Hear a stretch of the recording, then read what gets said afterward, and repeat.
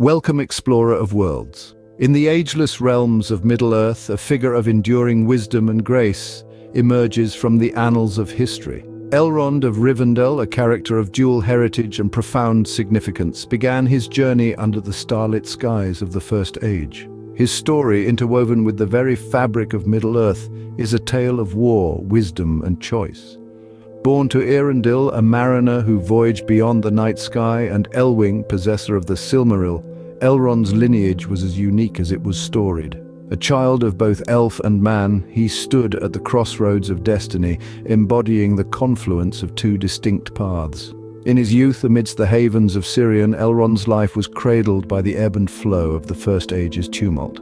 This era, marked by the legendary struggles against Morgoth, the first Dark Lord, saw the rise and fall of elven kingdoms and the forging of great tales.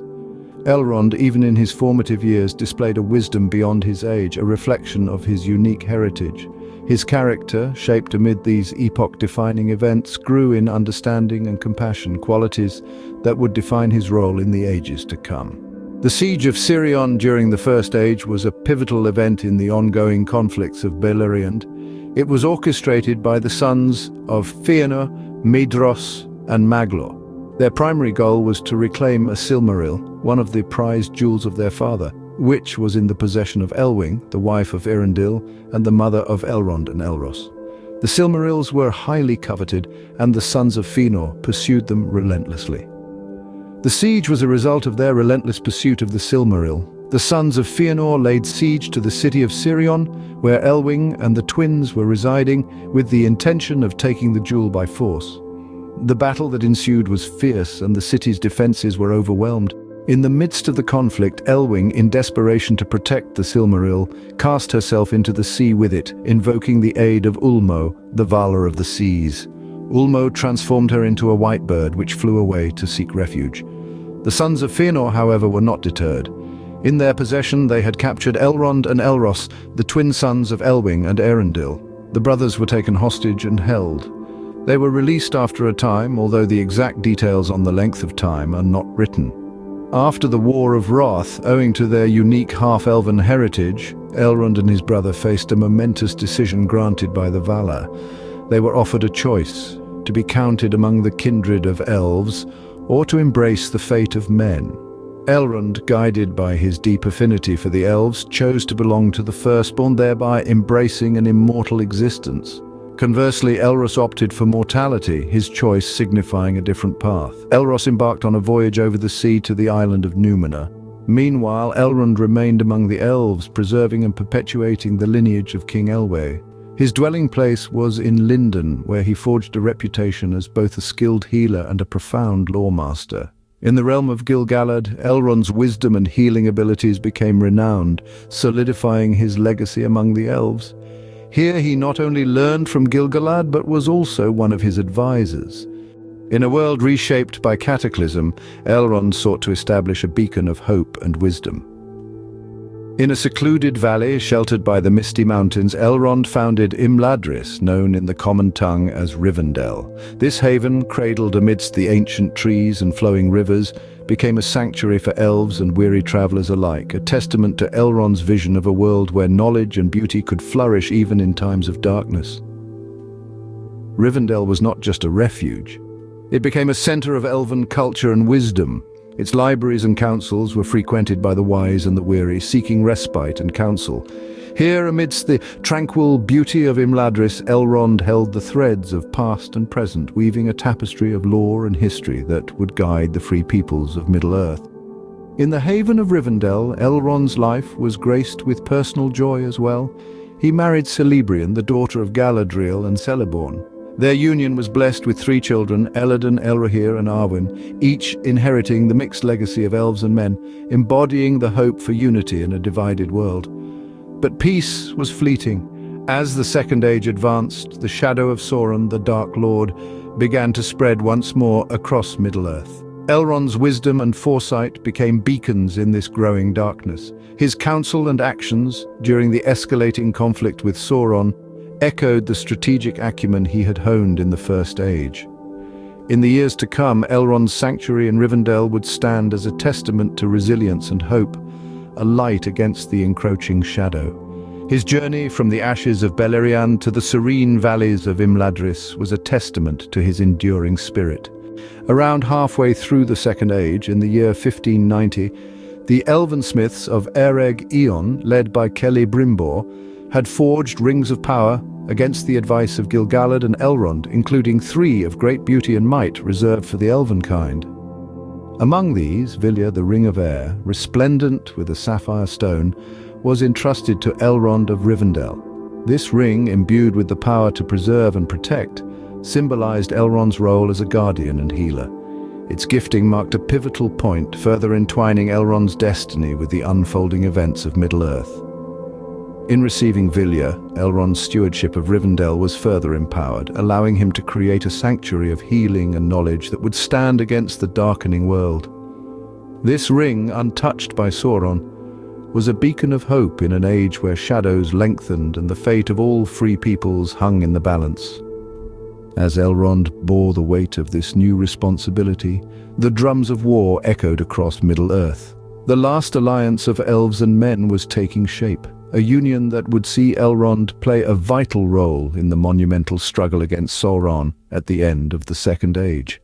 The last alliance of elves and men was a coalition, a union of races against the resurgence of Sauron. Elrond, a veteran of wars and counselor of kings, played a crucial role.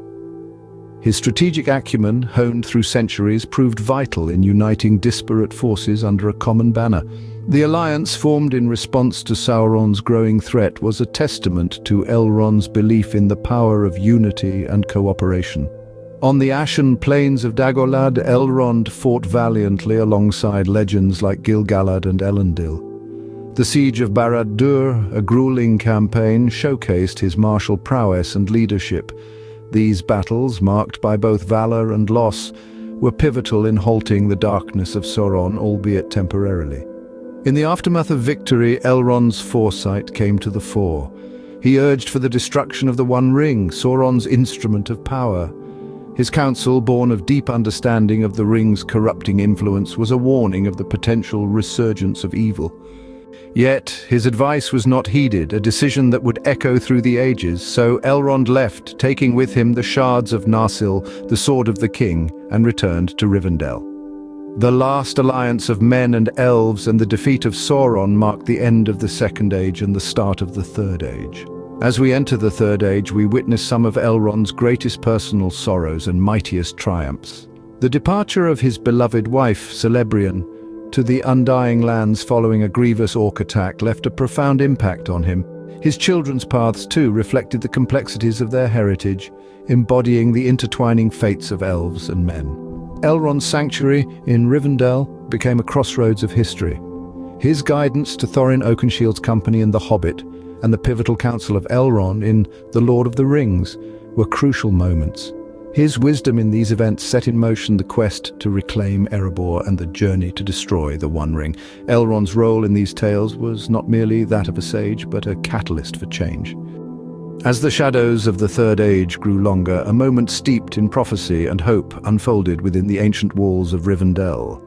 The shards of Narsil, the sword of Elendil, broken in the last stand against Sauron, lay in Elrond's keeping, a silent testament to a fallen kingdom and a lingering hope for the future.